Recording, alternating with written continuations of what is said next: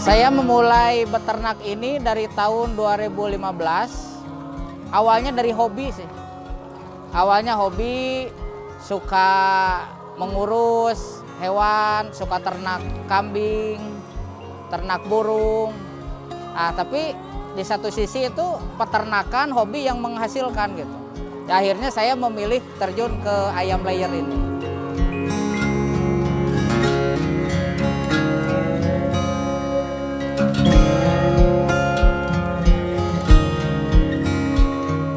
Perkenalkan, saya Nopal. Saya peternak ayam layer atau petelur. Saya beternak di daerah Kecamatan Arjasari, Kabupaten Bandung. Kita tergabung di dalam koperasi Bina Sejahtera yang beranggotakan sekitar 30 orang. Nah, kebetulan kita di sini ada dua jenis teh. Yang pertama itu dari strain Highland. Nah, dari strain Highland itu sendiri keunggulannya itu adalah produksinya yang stabil. Nah, kemudian di strain kedua kita Lohman. Nah, keunggulannya itu warna telurnya lebih bagus, lebih coklat. Masing-masing strain itu ada keunggulan. Yang di Indonesia itu ada sekitar 4, yang populer itu Highland, terus Nopogen, Lohman, sama Isabron. Nah, sekarang saya populasi yang produktif di kisaran 4.000 ekor. Dari dua jenis itu kita bagi dua. Jadi yang 2.000 ekor yang Lohman, 2.000 ekor yang Highland. Kalau di kandang sih kita jam 6 pagi itu kita masuk kandang, ngasih pakan, kemudian bersih-bersih kandang, sapu-sapu semua. Jam 8 tuh kita bikin pakan dulu. Soalnya kebetulan pakan kita juga bikin sendiri. Ya, jadi jam 10 kita panen telur, kita masukin, kita packing. Jam 12 kita ngasih pakan yang kedua. Jam 1 panen kedua, beres bersih-bersih ya, jam 2 udah beres. Yang tidak bertelur di pagi hari karena mungkin nutrisinya belum tercapai, jadi bertelurnya ke siang hari. Kalau perawatan sih kita memiliki 3 kunci ya. Mungkin yang pertama kita perawatan di sanitasi, kebersihan, itu yang paling utama. Kemudian kedua kita di vitamin yang teratur, yang ketiganya vaksin. Mungkin itu yang 3 pilar utama lah. Kalau mulai bertelur sih biasanya di umur 18 minggu. Tergantung perawatan juga sih sama strain gitu kan. Kalau dimaksimalkan sih bisa sampai 80 minggu masa bertelur itu. Kalau per periode sih setahun itu antara 300 butir sampai 320 butir per ekor. Tergantung 3 tadi, yang sanitasinya gimana, vitaminnya teratur apa enggak, kemudian vaksinnya gimana. Kalau modal awal sih mungkin karena sekarang kebetulan lagi tinggi kebutuhan ayam petelur ya. Sekarang tuh rata-rata 6.500 sampai 7.000 rupiah per minggu. Jadi kalau pula itu hitungannya minggu. Kita mau berapa minggu belinya, cuma disarankan mah di bawah 16 minggu. Kalau kita di sini kebetulan sih mensuplai warung-warung sekitar dulu ya, yang dekat-dekat. Kemudian ya ada ke dapur MBG sebagian. Kebetulan sekarang kita lagi mengembangkan itu kandang metik. Jadi kandang metik itu semuanya pakai mesin lah. Dari mulai panen, dari mulai ngasih pakan. Jadi udah otomatis gitu. Keuntungannya mungkin lebih ke efisiensi ya.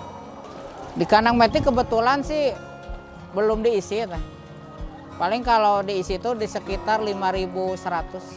Kalau untuk kembali ya kebetulan kan kalau ayam petelur ini tuh kita itu mempunyai hak sama produk sendiri ya. Artinya kita bebas menjual. Ya kalau kita mau misalkan harganya bagus, kita jual sendiri. Dari hulu ke hilir, dari bikin pakan sampai jual itu kita kuasai semua. Punya retail sendiri, yaitu lebih cepat lah. Soalnya kan selisih kita masuk ke retail sama eceran kan hampir 3.000 sampai 2.000 rupiah. Itu kan lumayan. Kalau sehari aja 1 kintal kan udah 300.000 lah selisihnya.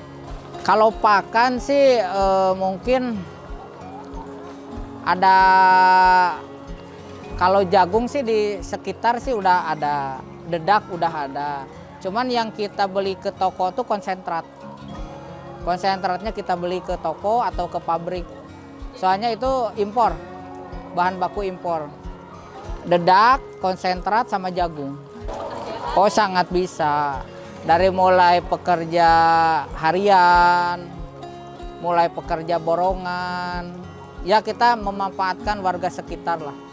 Terus kan enaknya kerja di kandang itu nggak perlu usia, nggak perlu good looking lah. Jadi intinya mereka yang udah 50 tahun juga selama tenaganya kuat masih bisa bekerja. Nggak ada, persyaratannya cuma satu, jujur. Tantangannya sih kita sekarang paling di bahan baku ya. Kalau untuk sekarang sama modal sapronaknya juga.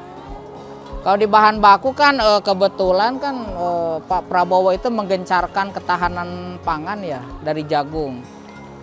Ya sekarang agak sedikit terbantu sih, nggak tergantung impor gitu. Sebenarnya untuk peternak muda itu jangan takut kotor lah. Beternak itu nggak hina. Kebanyakan kan kalau anak muda sekarang pengennya tuh kerja kantoran, duduk gitu kan terima gaji. Padahal ini beternak itu sangat-sangat menyenangkan lah, dengan jiwa gitu kan. Terutama yang hobi. Jadi kalau misalkan kita mulai dari hobi, kita bangun pagi, kita bersihin kandang, ngasih pakan itu nggak terpaksa lah. Seperti itu mungkin. Ada, kita tuh kebetulan kalau yang di daerah dekat pemukiman kan identik dengan bau ya. Nah sekarang tuh udah ada obat yang dicampur ke pakan. Jadi anti lalat. Lalat nggak ada baunya. Di kandang lalat ya kalau 1-2 ya di rumah juga ada ya. Nah, kebetulan kita punya obatnya itu impor. Boleh lah, kalau yang mau boleh kita bantu. Untuk limbah kotoran kebetulan kita bekerja sama dengan Gapoktan. Jadi para pembinaan Gapoktan itu mereka mengambil pakan dengan syarat mereka juga menanam jagung. Jadi kita suplai dulu pupuk, sama dinas disuplai benih. Nah nanti jagungnya kita tampung kembali dari petani itu. Nah, jadi nggak terlalu banyak memakai pupuk pabrik mungkin. Omset ya, kalau omset sih kita nggak bisa di flat ya. Soalnya kan harga telur itu fluktuatif. Ada turun, kadang naik. Kadang pakan turun, telur naik. Kadang pakan naik, telur turun. Ya intinya mah menjanjikan lah. Kalau dari 1.000 ekor itu pertama kalau kita garis bawahi besar ya, kita harus menyiapkan uang 250.000 per ekor. Itu udah termasuk kandang, ayam, di luar tanah. Paling segitulah. Jadi hitungannya kita per ekor. Misalkan anak muda nih, saya mau ternak skala 100 ekor, tinggal dikalikan aja. 250.000 dikali 100 ekor. Untuk anak-anak muda ya, peternak itu hebat, beternak itu keren, jangan takut untuk berternak.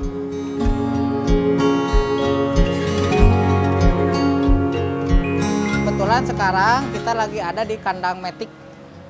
Kandang metik itu kandang bisa dibilang otomatis lah. Jadi semua kita yang ngerjain itu cukup di sini. Nggak perlu jalan-jalan. Terus populasinya juga bisa banyak. Sebagai permulaan ya. Nah, untuk ngasih pakan kita cukup menekan tombol dari sini nih. Nah, ini pakai jalan. Langsung sampai atas, sampai sana. Nah, di sana juga ada switch otomatis. Jadi si hopper ini sendiri nggak sampai oper lah.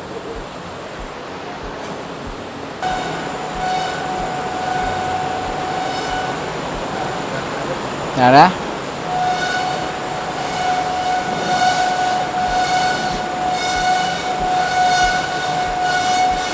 Jadi telur dari ujung sana tuh melewati namanya egg bell. Nah, ini egg bell, kemudian maju lewat egg collecting. Ini namanya egg collecting. Jadi kita tuh panennya cukup, ABK itu anak kandang tuh cukup di sini. Jadi nggak perlu jalan-jalan sampai ke sana. Kalau untuk metik sendiri di angka ayam 16.000 ekor itu cuma butuh 2 orang. Jadi 2 orang cukup. Nah, kalau manual 16.000 ekor itu bisa sampai 5 orang. Mungkin di sana sih tingkat efisiensinya juga. Nah, nanti juga ini untuk kotorannya pun kita pakai conveyor. Jadi kotorannya nggak ke bawah.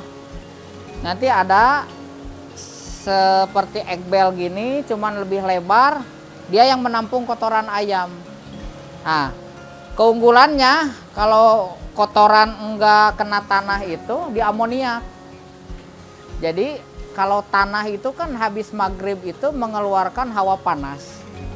Nah, itu di sana makanya kalau di kandang-kandang itu kalau maghrib suka ada aroma yang bau gitu kan, karena si tanah itu sendiri mengeluarkan uap. Nah, beda kalau kotorannya kita istilahnya ditampung dulu nggak ke tanah. Itu kan amoniak nggak bakalan naik. Nah, paling gitulah. Ini kapasitas 5.100. Penggeraknya pakai dinamo. Nah, ini dinamo juga karena ini disebutnya satu ini tuh 1A frame ya. Ini 1A frame, ini A frame. Jadi disebutnya tuh ini tipe A frame. Jadi dinamo pun jalannya bisa satu-satu. Jadi nggak perlu listrik yang besar sih. Soalnya jalannya nggak berbarengan. Seperti itu. Perawatan mah yang jelas mah lebih plus minus lah. Kalau di metik kita efisiensi populasinya lebih nambah. Ya perawatan juga lebih maksimal lah. Kayak rel-rel gini kan harus kita kasih pelumas, oli biar nggak berisik gitu. Kalau dinamo sih kalau udah rusak istilahnya koslet, ya itu diganti lah. Cuman yang perawatan yang harian itu ya seperti kebersihan, ini lihat apa, belumasi rel, paling seperti itu.